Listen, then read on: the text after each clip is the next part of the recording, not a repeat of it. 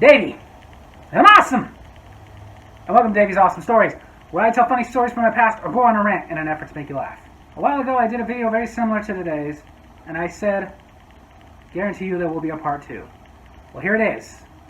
The Annoying Customer Playlist, part 2. I'm going to give you 3 different examples of things that everybody in retail has heard. Maybe in different ways, but they've heard it, and it's annoying. The first one is, when did that start? Oh, how we hate hearing that one. Now this is one of the ways you can tell somebody who's been in retail a while versus somebody who's been in retail maybe not that long, maybe fairly long, but not long enough. The rookie mistake is this. You've been working there a while, obviously not since the place opened, but a while, long enough to know that this is just how it's always been. And you respond like that. That's how it's always been. I warn you, people who are new to retail, don't respond that way.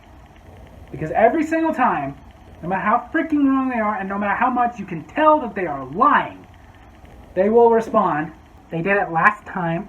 They always respond that way, no matter how full of crap they are. Every single time. Doesn't matter what it is.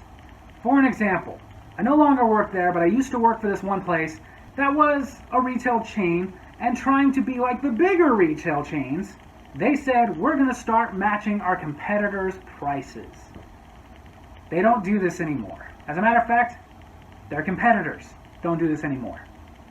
In fact, I'm pretty sure nobody does this anymore. Why? Because people abused the crap out of it.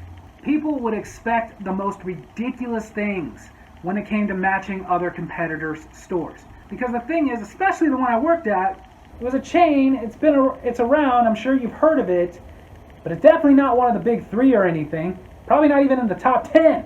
But come to find out, even those ones, those huge ones, they all have basically the same restraints on these. We're not going to match everybody in the freaking country. We're going to match our competitors, as in within our vicinity, within this town. Yet people would come over and go, I know this is California, but it's $5 cheaper back in Ohio. Can you match that? No! Because at this little store in California, we're not competing with Ohio. One of the favorite ones is they'd come up with stuff and go, this is $1 at the dollar store. I'll bet it is. It's the freaking dollar store. We're not matching the dollar store. We're not competing with the dollar store. They're just the dollar store. You go there, it's all the same price. We're matching places that we're actually competitive with. And then I did research and found out everyone that ever did do the whole price matching thing, every chain, did have this exception. It was the same one. None of them were willing to match alcohol or tobacco, even from the direct competitors. Why? I don't know. I don't care. It wasn't my job to know. It was only my job to know that we didn't do it. And people would sit there and argue. Well, if you did, you'd make more money. I wouldn't. People would do that a lot. Like, this would make the company more money. You guys would be more successful. Do you think I have ownership in this company? You think I got stocks? I don't have stocks. I don't care. At the time, I'm like, I'm making minimum wage. I don't care. I'm not going to make more than minimum wage because you bought more liquor. Which is the funny thing, is they think this is all the days of where we all take pride in this place. We all want this place to be super successful and grow to leaps and bounds and be the biggest company in the world. When in reality, as long as it does well enough to stay in business, don't care. What does it matter to me? I'm not getting extra money because they made extra money. I'm taking home the same wage. Which is also another one. You could put that on the customer playlist of, well, you should take pride in your job. It's retail. I don't take any pride in this. But I'll tell you the weirdest one of somebody trying to match it. They came in, of course, with their stupid cell phone because the cell phone is so smart. The cell phone knows everything. All hail the cell phone and what I can Google on it. And they wanted us to match something. And at the time, I was a supervisor.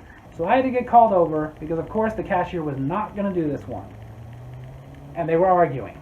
And when I walked up, this person, straight face, said to me, it's one of your competitors, so you have to match it. Well, ma'am, it's not that simple. There are guidelines to it. Look, it's right there. $20 cheaper. Ma'am, that is not one of our competitors. Sure it is. They sell this, you sell this. Yes, but ma'am, that's not even a retail chain. That's not a store of any kind. That's eBay. Yes, somebody was trying to get us to match eBay. Which, if you've been living in a cage, eBay is essentially an online garage sale. People take their personal stuff and sell it on eBay. And she did not understand why we would not match that. When did that start? They did it last time. Who did that last time? Please, tell me exactly who. Point them out, because I want them fired. If they literally dropped half the price because you showed them your phone on eBay of all things. No, we do not match eBay. If I'm going to start matching eBay, then next thing I'm going to have to start matching the Johnson's garage sale down the street. It's all on this weekend. You're going to go take a picture of something there and try to get us to match it? Not happening. The second one in today's annoying customer playlist are the people who say, you legally have to. Yes, when somebody wants something at a different price, suddenly they become legal experts and start spouting off the ridiculous notion that there is some law in the law books that says we have to do what they want. Two examples of this is normally a price thing.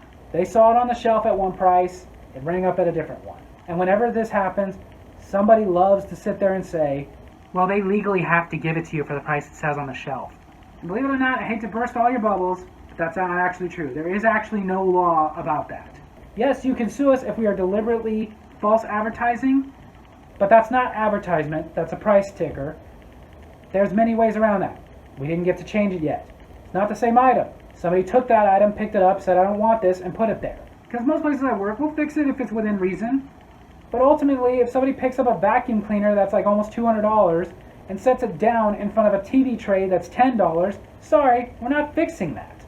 Or even that. Maybe it's only a few dollars, but clearly this was just some other customer picked it up, didn't want to put it back here. Not our fault. Most places I've worked, basically, it has to be clear it was our fault. We put a bunch of them in the wrong spot. Fine, we'll give you the dollar difference. And then even then, we'll fix it, but again, within reason. Like one time, this lady saw that we had cell phones in the wrong spot, and the price was about $20 different. And of course, I'm the supervisor, so I had to come deal with this, because now she wanted 4 of these cell phones, all for $20 marked down. No. And of course, throughout, by law, you have to do it. No, we don't. Yes, you do. No, we don't. We don't have to mark even one of those down by law. By our policy, we have to mark 1 down. Because it was clearly our fault. But you're not getting 4 of them for $20 marked down. That's half the price. I'll give you 1. Fine. I'll buy 1, and my sister will buy 1, and no. I will sell you 1 at the price it's set on there. I'm not selling each one of you 1 for $20 marked down. It's been taken care of. We found the problem. We're fixing it, and we're willing to give you 1 for $20 marked down. We're not willing to give you 4. Not happening. And of course, this person threatened to call corporate on me and tell me that I was about to get fired. And the other most common thing of you legally have to is when we ask to see your receipt, and you try to tell us, you can't legally do that. Yes, we can. No, it's a privacy law. No, it's not. It's violating my rights. We're not the government. We can't violate your rights. In fact, one time I was arguing with somebody, had to come over and get in this argument because they had a big item. It was a television. They were trying to take out, not show a receipt, because they legally shouldn't have to. And it just so happened that as we were having this argument, a cop came in to buy some stuff, just a couple snacks and a drink, and stopped him and told him straight up, there's no law that says they can't check your receipt. But there is a law saying that if you refuse to prove that you bought it at this establishment, they are allowed to legally assume it's theirs and not let you leave with it. And it took every ounce of strength within me not to get in that customer's face and just go, BOOM! And then the last one on this annoying customer playlist is one that retail, restaurants, and I know for a fact, casinos all deal with, all hate, and want to strangle you over. When we tell you that you can't do something, or we can't do something that you want us to do, and you respond, you should have a sign for that. We should have a sign. We should have a sign about every little thing. For example, I worked at a place that sold clothing, and a woman wanted to try on underwear. And we had to inform her, you can't do that, because that's kind of gross. And I can understand the confusion about like the underwear that hangs on a rack on its own little hanger, but no, like she wanted to open a pack of underwear and try them on. You can't try on underwear at all, especially not one that's sealed. And we tried to explain to her over and over again, not only that you can't open the pack and try on underwear, but you can't try on underwear off the rack either, because again, that's disgusting. We don't know what you got, and we would feel a little bit bad if some other customer got crabs or hepatitis because of your underwear. Okay, I wouldn't feel bad, but most people would feel bad. And of course, you should have a sign for that, or even other things like I talked about with the policies regarding the price changes. I constantly heard people say we should have signs about what we could and couldn't match, the legally obligated things.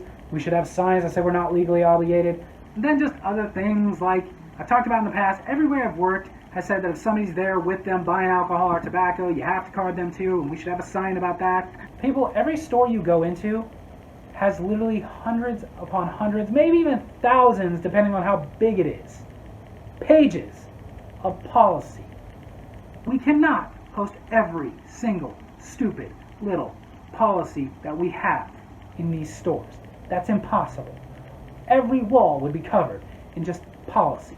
But here's the most annoying thing about the signs.